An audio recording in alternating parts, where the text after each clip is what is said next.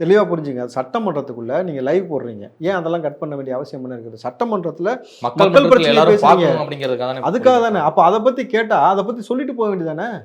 அப்போ அநாகரிகம் என்பது திமுகவுக்கு வேர்லேருந்து ஊர்ன ஒரு விஷயமா இருக்கும் பொழுது, கூட்டணி கட்சி சார், நீங்கள் யாரோ கிடையாது, கூட்டணி கட்சி இருக்கக்கூடிய சக எம்எல்ஏவை நீங்கள் வந்து இந்த மாதிரி பேசுகிறீங்க, வாடா போடான்னு சொல்லி பேசக்கூடிய, உரிமையில் பேசக்கூடிய நிகழ்வு நடத்தி காட்டுகிற பொழுது திமுகவால் என்ன செய்ய முடியும்னாக்கா, இது வரைக்கும் இந்த ஆட்சியில் ஒன்றுமே செய்யலை, இந்த பிரச்சனைலாம் இருக்குன்னு சொல்லி வேல்முருகன் முதுகெலும்போடு தைரியமாக பேசுகிறார். பிற கூட்டணி கட்சிகள் போல மௌனத்து கிடக்கணும் பொழுது, அப்போ இவரை பேச விட்டுட்டாக்கா இது வந்து விஷயம் வெளியில் வந்துடும் பொழுது, அப்போ என்ன செய்யணும்? நேரடியாக திமுக எப்பயுமே என்ன பண்ணோம்? சிவாஜி கிருஷ்ணமூர்த்தி மாதிரி பேச ஆரம்பிக்கும்.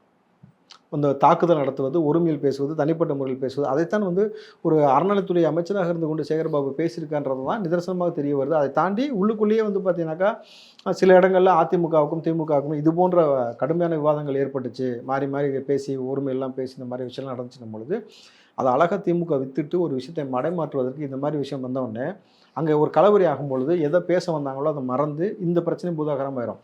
காலங்காலமாக திமுக செய்வது இது. சட்டமன்றன்றதுனால அப்படி சமூகத்துக்குள்ள என்ன நடக்கும்? சாதி பிரச்சனை, சாராய பிரச்சனை, இவ்வளோதான் நடக்கும். இதை தாண்டி என்ன நடக்க போகுது? ஏன்னா போன ஆட்சியில் அவ்வளோ கொலை நடந்துச்சு, எங்கள் ஆட்சியில் எவ்வளோ கம்மின்னு பேசுகிறார். இது ஒரு ஆட்சியா சார்? இது ஒரு ஆட்சி முறையான்னு நான் கேட்குறேன்.